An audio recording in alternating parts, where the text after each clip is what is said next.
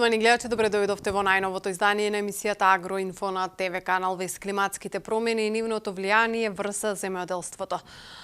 Повеќе на оваа тема од следниот разговор, да не откривам повеќе, да го слушнеме разговорот со Даниела Цветановска од мрежата на Лагови.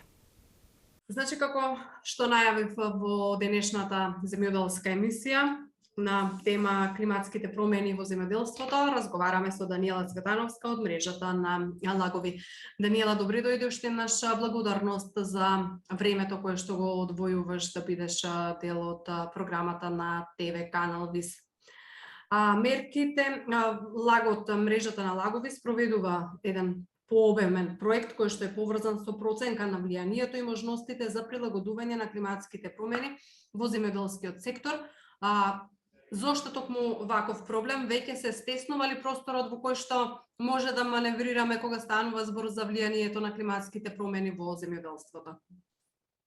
Најпрвен добар ден, Катерина, ви благодарам за можноста да може да го презентирам проектот, меѓутоа не само проектот, туку генерално и условите и климатските промени кои што имаат многу големо влијание врз земјоделскиот сектор и во главно врз земјоделството, и тоа од повеќе аспекти. Сега, зошто оваа тема? Поради тоа што многу се стеснува просторот поврзан со земјоделското производство и климатските промени, тоа како климатските промени влијаат врз земјоделскиот сектор. Значи, генерално климатските промени представуваат подолготрајни промени во текот на неколку години. Сите сме сведоци дека последните неколку години имаме многу лоши временски услови. Сето тоа е поттикнато од климатските промени, односно имаме долги сушни лета, имаме во зима, например, за многу кратко време, многу големо невреме, мислам во периодот пола час или помалку, дури да има и многу големо невреме, со тоа што земјоделците не се спремни, немаат ни можност ни време кога да реагираат и некако барем да влијаат на овие климатски промени. Секоја година генерално температурата се зголемува за 1 степен, а тоа кога ќе се гледа на подолг временски рок е многу лошо генерално, не само за во Македонија, туку ова се случува сегде во светот. Сега со оглед на тоа дека климатските промени пак многу влијаат врз земјоделскиот сектор и тоа што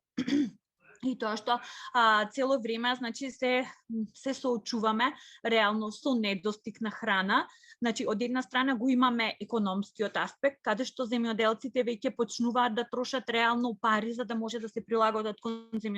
кон климатските промени, а од друга страна пак го имаме социјалниот аспект, каде што имаме намален квалитет и квантитет на земјоделските производи, а со тоа автоматски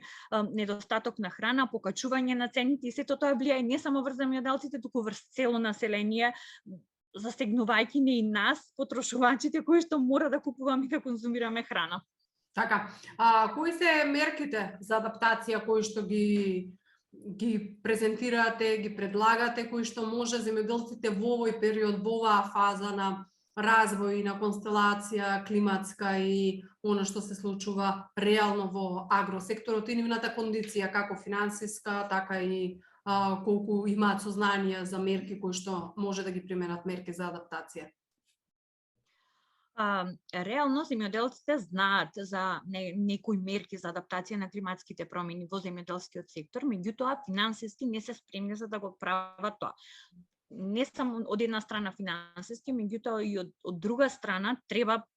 покачување всушност и подигање на свеста и информираноста на земјоделците за тоа како да се прилагодат. Од она што ние го видовме на терен меѓу земјоделците е тоа дека секогаш чекаат општината или државата да им помогне во однос на прилагодување на климатските промени во земјоделскиот сектор. Да, тоа е така, треба дефинитивно со програми, со мерки, меѓутоа и самите земјоделци во својата работа треба да користат и да практикуваат мерки за адаптација. Тие мерки за адаптација се всушност мерки и работи кои што може да ги искористат земјоделците, кои што не коштаат пари, меѓутоа коштаат, чинат знаење, чинат време и информираност, за да може барем чекор по чекор да почнат кон адаптирање на климатските промени во нивното производство. Генерално, ако зборуваме на тоа што треба да направат земјоделците за да се адаптираат кон климатските промени е првично промена во одгледувањето на културите, односно да не се користат препарати кои што дополнително ја загадуваат почвата и влијаат врз квалитетот на земјоделските производи. Потоа рационално користење на водата, односно собирање на дождовната вода и искористување на таа дождовна вода, бидејќи и сами и ние сме свесни и често пати и не само земјоделците, туку и населението знаеме да ги измиеме дворовите со водата за пиење, која што знаеме дека се повеќе и повеќе се намалува, ја нема. Друг аспект кој што може да го преземат земјоделците, особено фермерите, е благосостојбата на животните. Односно да има точно механизми и системи за тоа како да може еден цел врзан систем кој што може да го користат на нивните фарми или во нивните стада, за да може сето тоа барем малку од малку да се прилагоди и да се адаптира. Потоа правилна обработка на почвата, со тоа што ќе се додаваат органски материи во почвата и ќе се воведува опрема за обработка на почвата, која што нема да ја загадува животната средина, а пак ќе влијае добро врз ефектите на почвата, особено во делот на поплавување, заради тоа што почвата реално е не толку добро искористлива после, например, поплава, па така земјоделците на терен по големиот број веднаш почнуваат да прават и да садат нешто, без при тоа да направат анализа на почвата и да ја обработат почвата. Потоа дефинитивно мора да се намали испуштањето на азот преку ефективното користење на ѓубривата. Значи го спомнав ова и претходно, иако во Македонија има точно листа на тоа што треба да се користи од страна на ѓубрива, многу често, значи на терен може да се видат и ѓубрива кои што не се во Македонија, односно на црно се пренесуваат до Македонија и земјоделците ги користат без при тоа да се консултираат со релевантни лица, со експерти во таа област, дали може да го користат тоа ѓубриво, како може да го користат тоа ѓубриво. Потоа одгледување на брзорастечки култури, за да може да се максимизира приносот и секако намалување на бројот на домашни раси и воведување на раси или производи кои што се отпорни на суша, бидејќи како што кажав, се повеќе климата се затоплува и мора да се прилагодиме и ние, а и земјоделците всушност да се прилагодиме кон тие услови. Така, спомнавме цело време зборувам за климатските промени и прилагодување на условите. Има ли проценки каде се климатските промени во иднина ќе влијаат, односно ќе го осетиме нивното негативно влијание? Тука ние работевме претходно на една тема со професор на земјоделскиот факултет, кој што еден аспект кој што го спомна беше и нарушување на режимот на дождови кои што се случуваат, кои што веќе се чувствува. Што покажаа вашите сознанија, каде во иднина најмногу ќе се чувствуваат проблемите предизвикани од климатските промени или што се климатските промени ќе донесат со себе? Климатските промени со себе ќе донесат и претходно спомнав социјален, економски аспект, каде што и генерално економски аспект на цела држава, каде што ќе имаме недостиг на храна заради намалени приноси, недоволно квалитет и квантитет на земјоделските производи и ќе влијае сето тоа врз националната економија, бидејќи земјоделството има голем удел во БДП, а освен тоа тука веќе го имаме и делот на вклучување на работоспособно население кое што поради климатските промени се повеќе и повеќе ќе се намалува. Она врз што, значи генерално ние нашата работа е на терен и навистина би сакала да ја слушам вашата емисија со професорот од Земјоделски факултет, каде што верувам дека многу постручно ги има објаснето сите овие термини и појми, меѓутоа од она што ние го видовме на терен е тоа што климатските промени многу ќе влијаат врз енергетската ефикасност, многу ќе влијаат врз тоа како ние ја користиме енергијата, односно како ќе ја зголемуваме или ќе ја намалуваме ефикасноста на пазарите за енергија. Дали добро ќе ја користиме таа енергија и секако многу ќе влијаат врз почвата, воздухот и водата. Поради тоа ние предлагаме повеќе мерки кои што може да влијаат, врз кои што може да влијаат климатските промени, меѓутоа како едно од најзначајните, јас во овој момент би го спомнала делот на користење на електронски уреди како мерки за адаптација кон климатските промени, односно така наречената дигитализација во земјоделството, кое што пак од каде што пак климатските промени позитивно ќе влијаат врз овој дел, поради тоа што дигитализацијата всушност вклучува дигитална иновација во земјоделството, каде што точно преку системи, преку мерки пак може да се влијае и тоа многу брзо да се влијае врз сите овие климатски промени. Тука значи го имаме паметното земјоделство, прецизното земјоделство, каде што точно може да се регулира температурата например во почвата или во воздухот, доколку зборуваме за затворени простори, потоа може сето тоа да оди преку делот на биотехнологија, со бази на податоци, со вештачка интелигенција и сето тоа ќе биде некако многу често почна да се користи делот на дронови и сателити како една мерка за адаптација и сето тоа ќе може да се прави целосно електронски, значи да, инвестицијата е поголема, меѓутоа ако зборуваме генерално и секако со поддршка на општините, на локалните самоуправи и на Министерството за животна средина, на Министерството за земјоделство, сето ова е многу паметна инвестиција и многу ќе влијае позитивно врз климатските промени кога се зборува за земјоделскиот сектор. Сакам да спомнам уште еден аспект кој што пак не негативно ќе влијаат климатските промени, а тоа е органското производство. Се повеќе одиме, не само ние, туку воопшто и целиот свет и цела Европа оди кон тоа органското производство да стане број 1, односно ние некако сега се враќаме кон нашите предци на тоа што произведувале, како произведувале, со каков квалитет сето тоа го произведувале, со оглед на тоа дека согласно закон, значи има точно мерки, точно ѓубрива кои што треба да се користат од органското производство, за да може да биде сертифицирано тоа органско производство. Се повеќе земјоделци на терен почнуваат да прават чекори кон тоа органско производство, бидејќи сепак не може да се каже дека ако имаме сега конвенционално производство, после една година имаме органско производство, или треба минимум 3 години за да може да се сертифицира тоа органско производство, меѓутоа имаме подем кон тоа што мислам дека е многу позитивно. Со ова сакам дополнително да кажам дека и земјоделците стануваат се посвесни заради тоа што директно на своја кожа си ги чувствуваат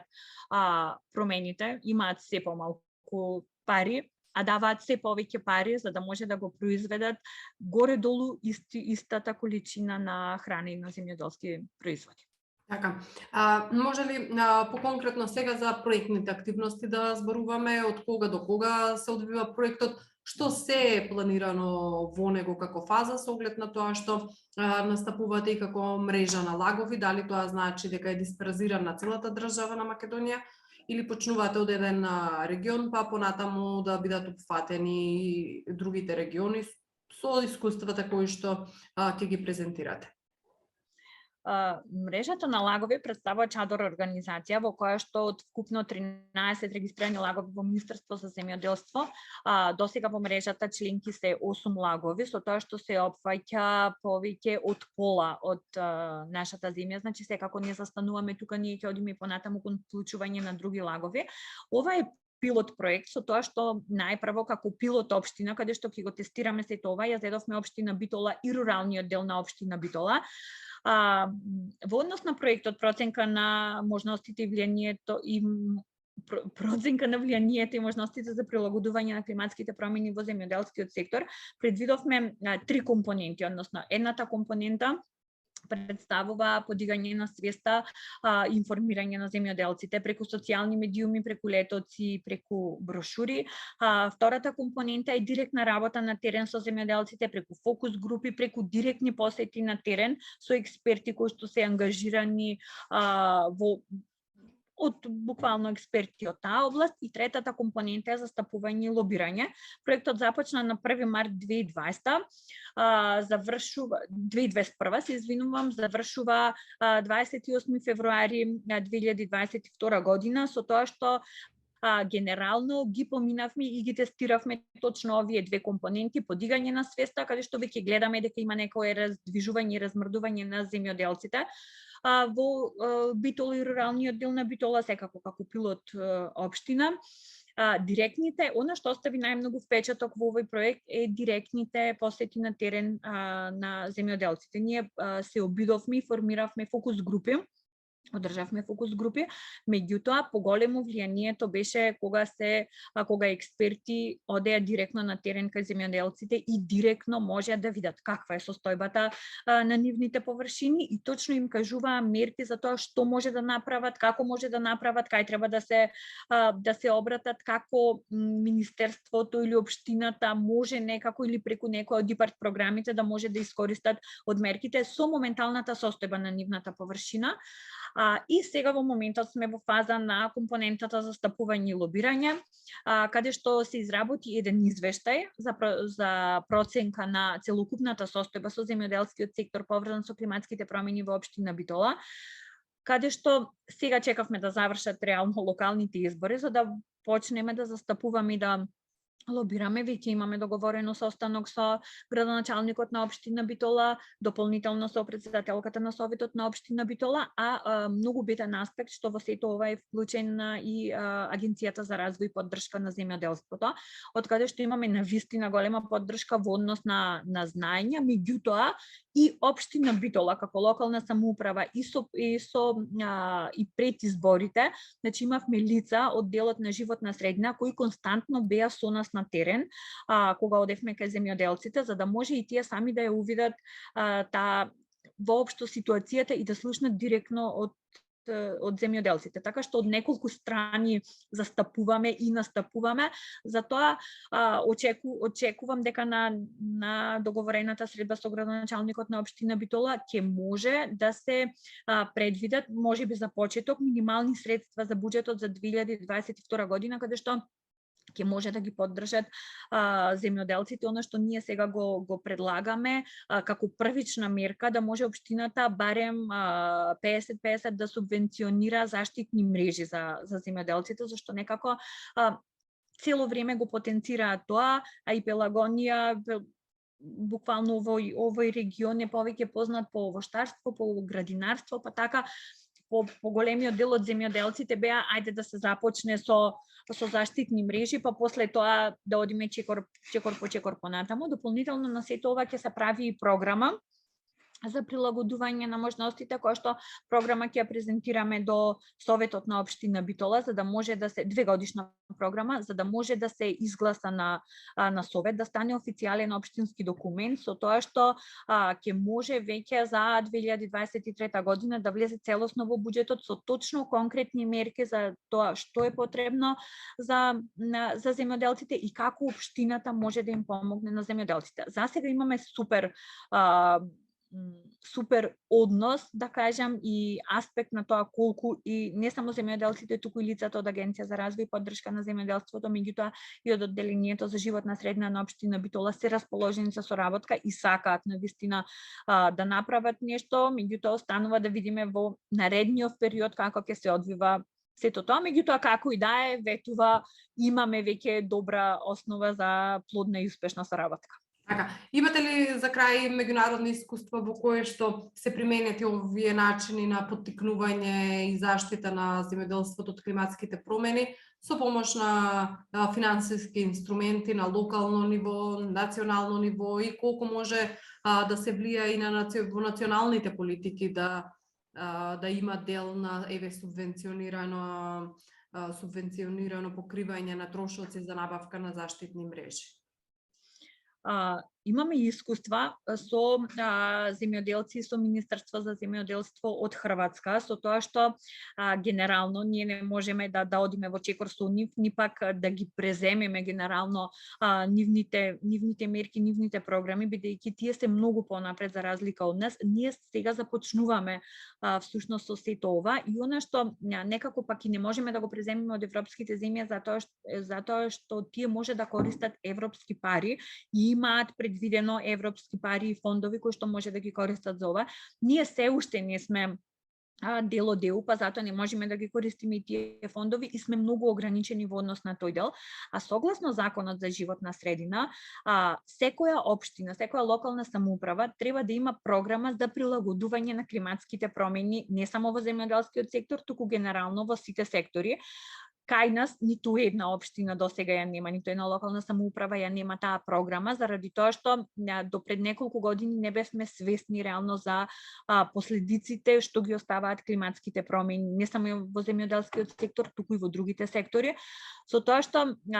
со програмата која што ќе се изработи за општина Битола како пилот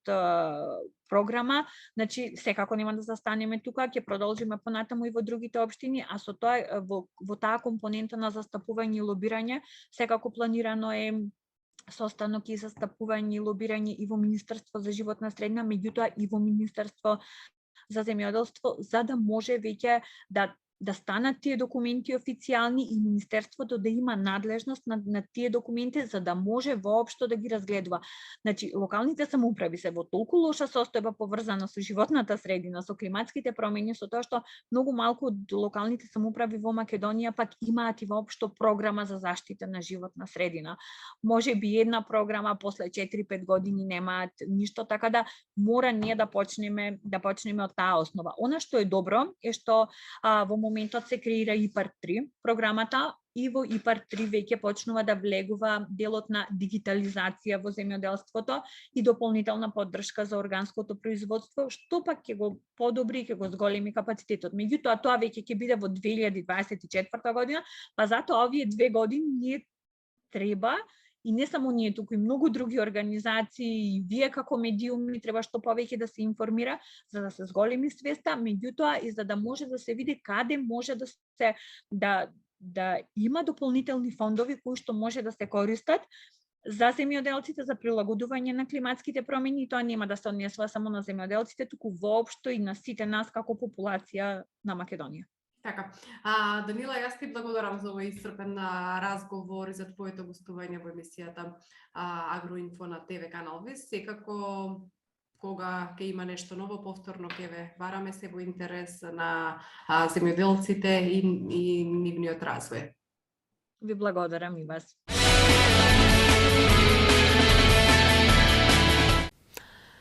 Така, ние продолжуваме понатаму со емисијата Агроинфо. Наред е стручниот совет кој што зава земјоделците го дава Игор Ивановски, магистер по земјоделски науки. Добар ден. Почеток на раногренарската година, почеток на припрема на земјоделците за сеење, а понатаму и на нега на расадот. Би сакал на почеток да ве потсетам дека после поникнување на било кое земјоделска култура, значи се стартува од раногренарските култури и зелката, пожелно и препорачливо е да се заштитат против паѓање, односно топење, сечење на расадот. Во оваа прилика ќе ве потсетам само на 2 препарата, фунгициди, кои што успешно служат за сузбивањето на 5 економски значени болести кои што го уништуваат расадот, односно младите растенија. Тоа се Превикур, Енерджи и Сигнум. Превикур Енерджи се карактеризира со тоа што успешно служи за сузбивањето на питиумот, фитофтора паразитика, фитофтора никотинија. Додека пак Сигнумот, како што знаете, он е ботрицид, но покрај сивото гниење исто така го сузбива и белото гниење, односно склеротинијата, кој што исто така ги напаѓа младите растенија. Затоа мој совет, моја препорака е да се пристапи кон заштита на растенијата, значи кога ќе поникнат растенијата, кога ќе има веќе 2 прави листови, да се со јак млас полека испрскат, односно навлажат и на секој 7 дена да се прави заштита. Додека пак предсадењето на одредени градинарски култури, па и во овощарството и лозарството, препорачливо е да се употреби унимаксот, кој што знаете дека всушност представува стартно микробиолошко ѓубриво, кој што се карактеризира со тоа што во внатрешноста на зеолитот, односно тоа се зрната, се внесени повеќе видови, односно соеви на бактерии, почнувајќи од бацилус, пота нитробактериум и така натаму, кои што бактерии служат за разложувањето на минералните делови. Затоа што во колку не се разложат минералните компоненти во почвата, без разлика колку вие и да ставате минерални компоненти пред садење, почнувајќи од 3,15, 3,16, 8,16, 24, значи било кое минерално ѓубриво, растението не може да го усвои. Значи не е само да се раствори ѓубривото, него треба да се разложи за да може растенијата успешно да ги примат. Затоа, почитувани земјоделски производители, препорака е секогаш пред садење на било кое земјоделска култура да го употребите унимакс, и тоа во колку имате систем капка по капка, само чисто унимаксот во доза кај гренарските култури доаѓа па и кај некои полјоделски од 40 до 50 кила на декар. Се наоѓаме период каде што стартува рано гренарското производство, стартува веќе обезбедување, припрема и купување на семенски материјал. Би сакал да искористам приликава да ве потсетам за многу раната сорта на зелка Канајама. Канајама е холандска сорта на зелка кој што е кај нас веќе е пробана и каде што направи прекрасни резултати. Зошто на прекрасни? Затоа што брзината се движи 50 до 52, значи многу рана, една од најбрзите сорти на зелка, збиена, компатилна и што е многу карактеристично за канајамата е тоа што во колку се сече на 50-52 дена, може да дојде до тежина, се добива тежина околу 1,4 и 1,5 кг, но во колку малку покасно доаѓа до сечењето на главиците, може да достигне од 1,8 кг па и нагоре. Ова го напоменува затоа што во раногренарското производство многу е важно не само да си прв, него и да имаш тежина, па канајамата баш ги задоволува овие први основни услови, а исто така канајамата се карактеризира со тоа што не пука, затоа што кога ќе дојде на 52 дена,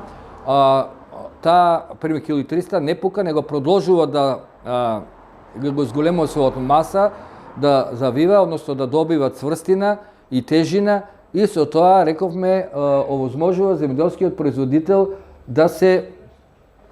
добие поголем квалитет. Канајамата, почитувани по наша информација, веќе успешно е посадено и во Просениково, Владевци и на други места, сега да не ги бројам,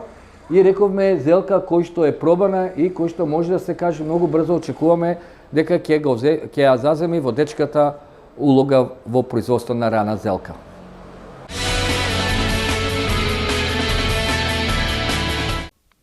Поштовани, тоа беше се во издање на емисијата Агроинфо на ТВ канал. Ви се благодарност за вниманието со кое не следевте. Се гледаме наредната недела.